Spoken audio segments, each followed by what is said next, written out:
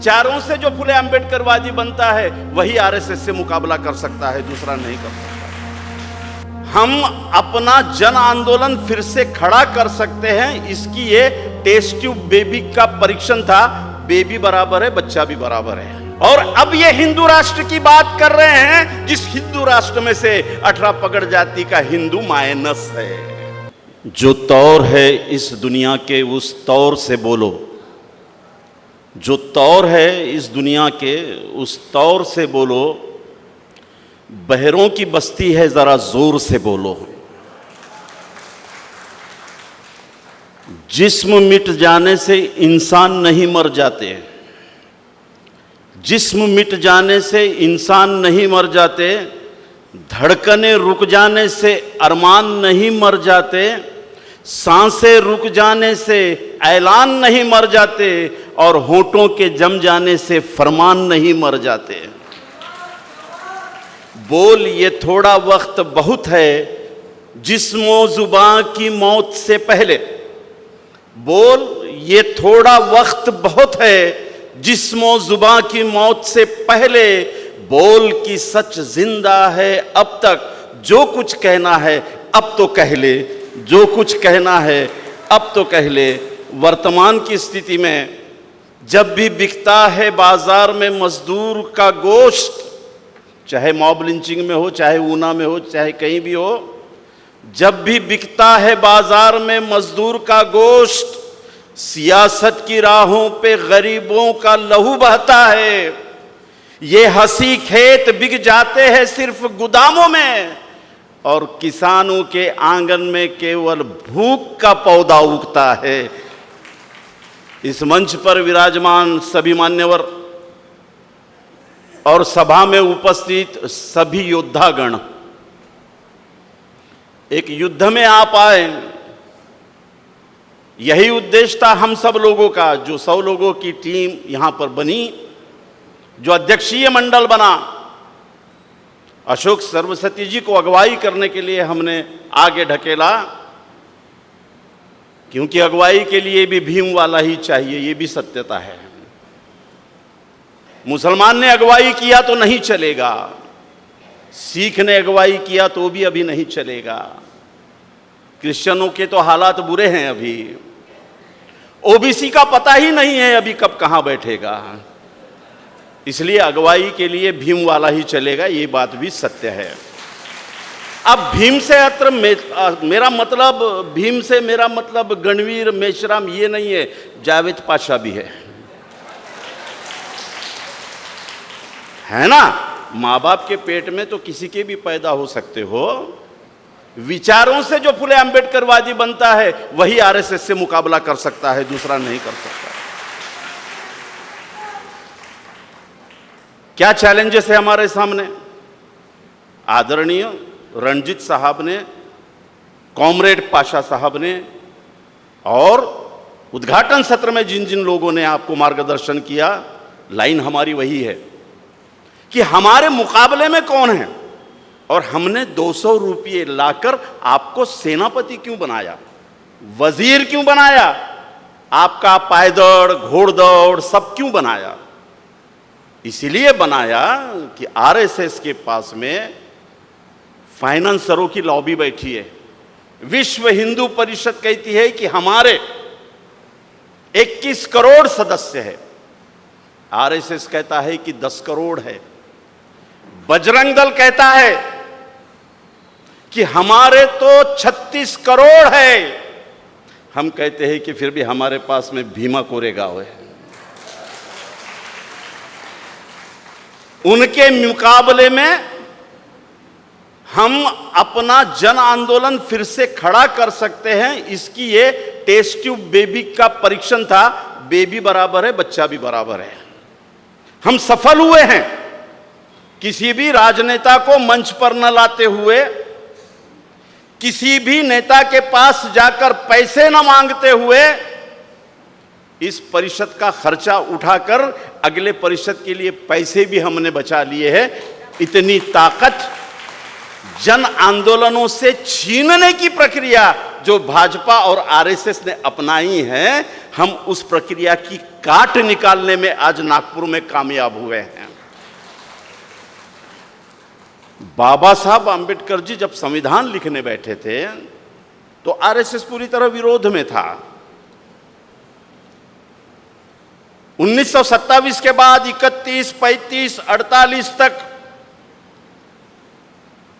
बड़े बड़े आरएसएस के समाज शास्त्रज्ञों ने यह किताब लिखी, ग्रंथ लिखा कि हमें किसी और संविधान की जरूरत नहीं है, हमारे पास में मनु का एक सबसे बेहतरीन संविधान है। और वो कहते हैं कि इसी संविधान के तहत 5000 साल से हिंदुओं का अखंडित राज्य चलता आ रहा था। हिंदुओं का अखंडित राज्य 5000 साल से इसीलिए चलता आ रहा था कि उनके पास में मनु नाम की संहिता थी। नए संविधान से देश विखंडित हो जाएगा, झगड़े पैदा हो जाएंगे, ये तर्क उन्होंने दिया। जब बादशाह औरंगजेब ने जिजिया कर लगाया तो ये जाकर खड़े हो गए और कहने लगे कि पीछे कौन है मालूम नहीं, हम ब्राह्मण हैं, हम हिंदू नहीं हैं।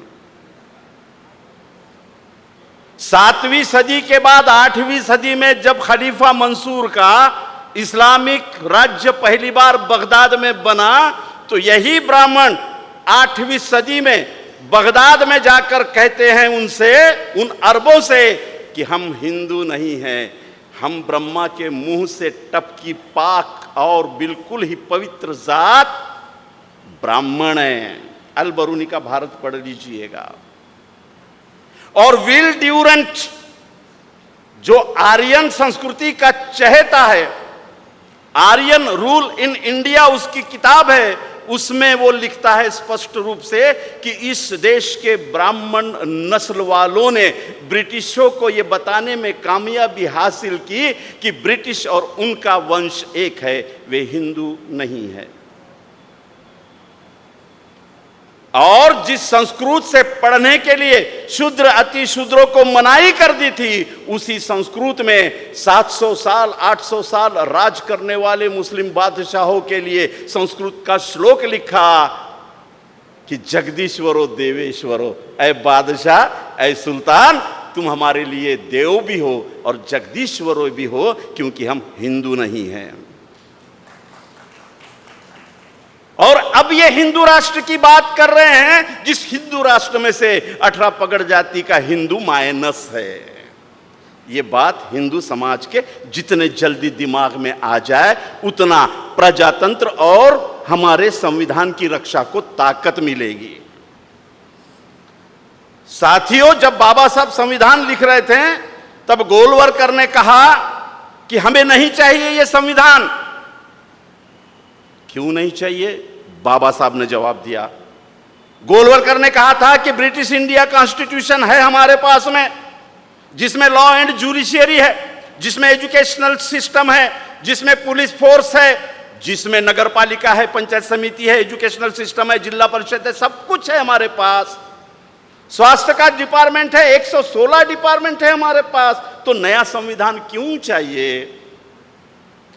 संविधान और जमहूरियत बचाओ केवल इसलिए नहीं कि बाबा साहब ने लिखा था इसलिए बाबा साहब के चाहने वाले या महार कम्युनिटी में पैदा हुए या बौद्ध बने लोग ही चाहते हैं कि ये बचाओ। ये बात मुसलमानों ने ढंग से समझ लेना चाहिए कि आज जो कुछ भी तुम्हारे पास में बचा हुआ है वो इसीलिए बचा हुआ है कि तुम्हारी पूरी संस्कृति, तुम्हारा पूरा मजहब, तुम्हारे आचार विचार, तुम्हारे पहराव और खान पान की स्वतंत्रता बाबा साहब आंबेडकर ने मूलाधिकार के रूप में संविधान में सुरक्षित की है। यही बात आदिवासी ने समझ लेना चाहिए। यही बात कुंभी, माली, सिख और 18 पगड़ जातियों ने समझ लेना चाहिए। और यही बात ब्राह्मण भाई ने भी समझ लेना चाहिए कि जिस दिन संविधान गया उस दिन हमारी संस्कृति के साथ तुम्हारी भी संस्कृति की धज्जियां इस देश में उड़ेगी। ये बात गंभीरता से समझ लेना चाहिए। तो बाबा साहब अंबेडकर जी ने कहा कि ठीक है, गोलवलकर जो कह रहे हैं बराबर कह रहे हैं कि नए संविधान की जरूरत क्या है, सब कुछ तो है हमारे पास। मैं नया संविधान इसलिए लिखने बैठा हूं कि सब कुछ है ब्रिटिश इंडिया कॉन्स्टिट्यूशन में, लेकिन इस देश के पिछड़े समाज के सहभागिता का अंश कहां है। ब्रिटिश इंडिया कॉन्स्टिट्यूशन में भारत के तमाम पिछड़े तबकों की सहभागिता, प्रतिनिधित्व कहां है। मैं जो संविधान लिख रहा हूं उसमें बाकी जो डिपार्टमेंट है वो वैसी रहेंगे, आईपीसी भी वैसी रहेगा, बाकी कानून भी वैसी रहेंगे। मैं ऐड ये करना चाहता हूं नए भारत के संविधान में कि इस देश के आखिरी आदमी का भी प्रतिनिधित्व स्वतंत्र भारत के हर संस्था में दिखना चाहिए। और ये भारत की सबसे बड़ी ताकत है आरएसएस और मनुवाद के विरोध में, कि भारत का संविधान तो सहभागिता और प्रतिनिधित्व, जिसे मूलतः आरएसएस की थ्योरी नकारती है, संविधान आपके प्रतिनिधित्व, आपके सहभागिता को स्वीकार ही नहीं करता, उसे पाने के अधिकार प्रदान करता है। आरएसएस के हिंदू राष्ट्र का और संविधान प्रदत्त भारत का यह मूल झगड़ा है। आदरणीय रंजीत मेश्राम साहब ने बहुत अच्छा कहा कि संविधान या स्वतंत्रता आरएसएस को नहीं सौंपी, मसूदा समिति को संविधान सौंपा, भारत की पहली संसद को संविधान प्रदत्त ढांचा सौंपा गया। दुख की बात कि भारत की पहली संसद जब बैठी 85% केवल ब्राह्मण समाज के सांसद है। भारत के संविधान जिसे बाबा साहब ने बनाया वो एजुकेशनल, इकोनॉमिकल, एडमिनिस्ट्रेटिव, जुडिशियरी और पॉलिटिकल, इन सारे संस्थाओं में लोगों के प्रमाण के हिसाब से भागीदारी निश्चित करता है। यह कहां से इंप्लीमेंट होगा? क्यों हम 2024 में इनको हटाने की बात कर रहे हैं? केवल वो आंख पर आ रहे इसलिए? फिक्र मत करो, आज भाजपा के साथ में अच्छे ऊंचे लेवल के मुसलमान जुड़े हुए हैं। फिक्र मत करो, अच्छे अच्छे यस्सी समाज के बड़े बड़े नेता भाजपा के साथ में जुड़े हुए हैं, ईसाई भी जुड़े हुए हैं, और माफ करना सरदार जी, अच्छे अच्छे सिख भी अभी भाजपा के साथ जुड़े हुए हैं। क्योंकि भाजपा जो ढांचा चलाता है मनुवाद का, वो केवल 3% का नहीं है। मैं बार बार कहता हूं, इसके जो लाभार्थी हैं वो लाभार्थी आर्य, वैश्य, क्षत्रिय है। हम सब 18 पगड़ जातियों के लोग हैं। हम ना आर्य है, ना वैश्य है, ना क्षत्रिय है। हम कष्टकरी समाज के लोग हैं जिनके प्रतिनिधित्व की निश्चिति संविधान करता है। क्या संघर्ष था? पहली संसद जब बैठी तो 85% ब्राह्मण जाति के लोग। 1923 में गीता प्रेस बनी, किसने फाइनेंस किया? इसलिए पीसे जी की एक बात महत्वपूर्ण है, भाजपा और आरएसएस को हटाना है तो किसे बिठाना है ये भी तय करना होगा। क्योंकि पहली कांग्रेस जब बनी 1885 में तो महात्मा ज्योतिबा फूले ने कहा था ये कांग्रेस लाडजी, भटजी और ब्राह्मणों की है। पहली संसद जब कांग्रेस की बैठी तब भी ये ढांचा बदला था। अगर बदला नहीं था तो इन्होंने संविधान का इंप्लीमेंटेशन, संविधान का एजुकेशन जनता तक क्यों नहीं किया? 63 साल आपके पास में राज था, आपने स्कूलों में सावित्री नहीं पढ़ाई, आपने हर पुलिस स्टेशन में गणपति बिठा दिया, आपने कॉलेजों में संविधान नहीं पढ़ाया, रामदास के श्लोक लगा दिए, आपने संविधान प्रदत्त मूलाधिकारों पे कोई अभ्यासक्रम नहीं दिया, आपने रामायण महाभारत पढ़ाने की जंग छेड़ दी। तो हटाना है तो किसे बिठाना है ये भी सोचना पड़ेगा। और हटाने के जुनून में तुम ही हट जाओगे तो फायदा क्या होगा? और यही तो हो रहा है, हम एक को हटा रहे, दूसरे को बिठा रहे। जैसा भाजपा ने बोला कि हम कांग्रेस मुक्त भारत करेंगे, आधे कांग्रेस वाली भाजपा में चले गए। इसने आरपीआई मुक्त भारत नहीं बोला रंजीत साहब, इसने जनता दल मुक्त भारत नहीं बोला, इसने समाजवादी मुक्त भारत नहीं बोला, इसने MIM मुक्त भारत नहीं बोला, इसने बसपा मुक्त भारत नहीं बोला, इसने कांग्रेस मुक्त ही क्यों भारत बोला? अब घरोबा जिससे होगा वो पहले याद आएगा। गंभीरता है, मजाक नहीं है, बहुत गंभीर मसला है।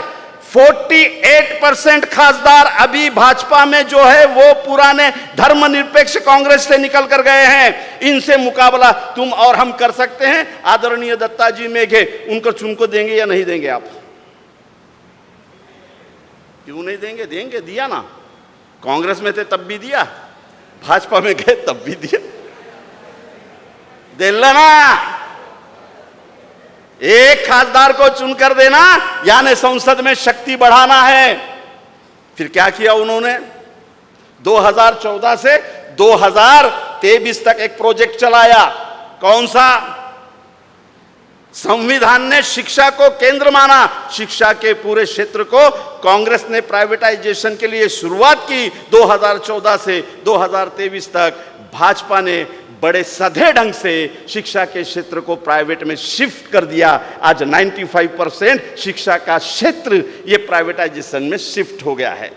आदरणीय रंजीत मेश्राम जी ने कहा पब्लिक सेक्टर शिफ्ट कर दिया, पब्लिक डोमेन के सारे सर्विसेज शिफ्ट कर दिए, स्वास्थ्य की योजनाएं शिफ्ट कर दी। तुम्हारे पास में बाबा जी का धतूरा है अभी पास। बात गंभीरता से ध्यान में लीजिए। किसने दी ये ताकत? अगर कांग्रेस ही खड़े हो जाते कि मुकाबला करना है हमें भाजपा से, क्या भाजपा का चरित्र मालूम नहीं था? क्या RSS का चरित्र मालूम नहीं था? नहीं मालूम था इन्हें। अगर ये रुक जाते और मुकाबला करते तो आज 2023 में 200 रुपए से ये इतना बड़ा युद्ध का फड़ खड़ा नहीं करना पड़ता। हम आपके साथ में रहते। अभी राहुल गांधी जी कह रहे हैं हम RSS पे बयान लाएंगे। अच्छी बात है, अभी इंडिया बनी। आदरणीय शरद पवार साहब के भतीजे भाजपा में बैठ गए जाके। महाराष्ट्र का एक बड़ा फोर्स भाजपा के साथ में बैठा है। अब आने वाले 2000 चुनाव में अगर ये तालमेल करके लड़ते हैं तो भूमिका क्या होगी ये भी तो तय करना पड़ेगा, है ना? कि गडकरी ये जातीय ब्राह्मण है इसलिए वो नहीं चलते, लेकिन भाजपा में बैठे हुए अजित पवार शिवाजी महाराज के वंशज इसलिए चलते हैं। ये भूमिका रहने वाली हमारी भूमिका क्या रहने वाली है ये भी हम निश्चित करेंगे, नहीं करेंगे ऐसी बात नहीं है। दूसरा सेक्टर सब में बड़ा जो इस देश में था वो दूसरा सेक्टर था व्यवसाय का क्षेत्र। बाबा साहेब आंबेडकर ने संविधान को लिखकर व्यवसाय का क्षेत्र सबके लिए मुक्त किया था। उसमें योजनाएं थी। अब वो संविधान के हिसाब से मैं नहीं बता पाऊंगा, वक्त के हिसाब से सारा क्या सारा व्यवसाय क्षेत्र शिफ्ट कर दिया गया। आज बड़े व्यवसायों में दलित एक भी नहीं है। जो मुस्लिम दिखाई देते हैं उन्होंने डर के मारे अपना 50 से ज्यादा परसेंटेज इन लोगों को शामिल करके पार्टनरशिप के रूप में स्थापित किया। आज आदिवासी का कोई भी घराना फाइनेंशियल सेक्टर में नहीं है। ये छोटे मोटे धंधे, प्लॉट का बेचना, प्लॉट बनाना, छोटा मोटा बिल्डरशिप, में इसकी बात नहीं कर रहा हूं। मल्टी बिलियन इकोनॉमी जो भारत में पिछले 9 साल में भाजपा ने खड़ी की, उसका कॉन्ट्रैक्ट इंटरनेशनल इकोनॉमी से है। इस इंटरनेशनल इकोनॉमी में एक भी बहुजन समाज का आदमी नहीं है, एक भी 18 पगड़ जमात का आदमी नहीं है। इतना बड़ा संकट इस देश में आया हुआ है।